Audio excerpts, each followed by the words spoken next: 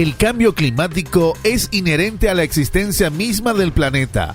El proceso de calentamiento global es cíclico y ha tenido picos muchos mayores a los que nos tienen preocupados hoy. Los niveles de carbono en la atmósfera han experimentado un decrecimiento gradual constante desde hace millones de años. Las plantas, cuando el ambiente tiene más altos niveles de carbono, retienen más aguas y los nutrientes del suelo dentro de sí mismos, creciendo con más vigor y de manera más sana.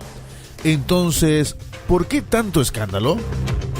Es cierto, debemos cuidar el medio ambiente de la deforestación, el procesamiento de residuos, el manejo responsable de sustancias altamente tóxicas, etc.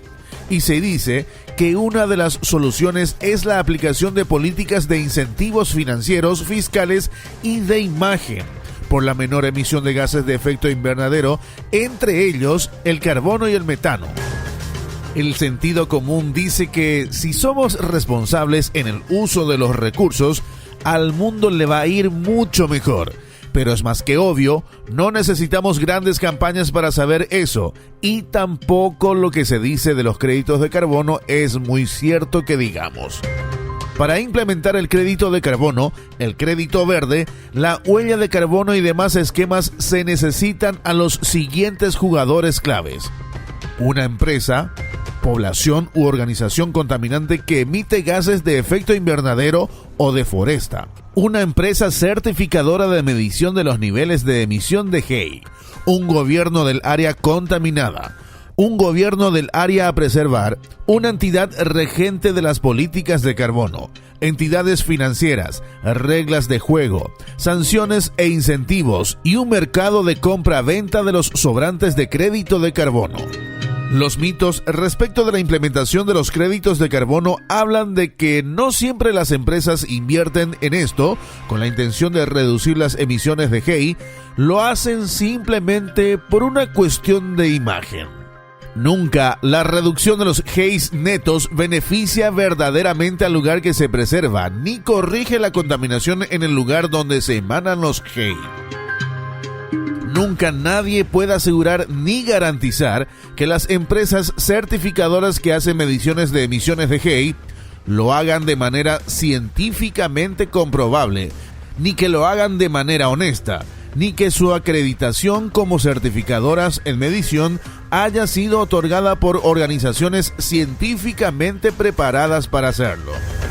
Tampoco nadie puede asegurar con convicción que el proyecto de reducción de emisiones de GEI que la empresa contaminante financia cumple con los estándares fijados y generan créditos de carbono equivalentes a las emisiones reducidas.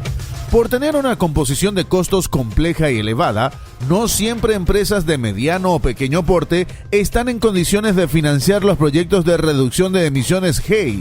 Solo se benefician las grandes corporaciones y las financiaciones mayormente las pagan las pequeñas empresas y la población.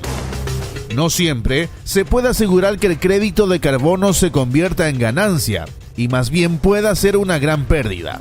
Y lo que en apariencia pudo haber sido un buen provecho de un recurso termina siendo el gancho para atarnos a deudas, no por emisiones altas, sino por el mal manejo de la cotización de la tonelada de carbono.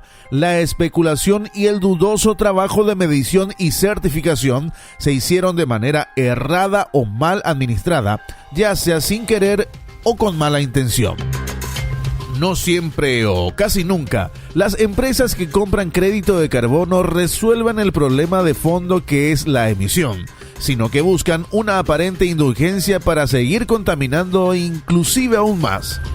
Los grandes países responsables con sus 100 empresas más contaminantes de todo el mundo, Estados Unidos, India, China, Rusia y el bloque de países de la Unión Europea, deberían de preocuparse más por limpiarse su propia mugre bajo las uñas, antes de señalar con los dedos a Sudamérica como responsable de salvar por sí sola a toda la humanidad.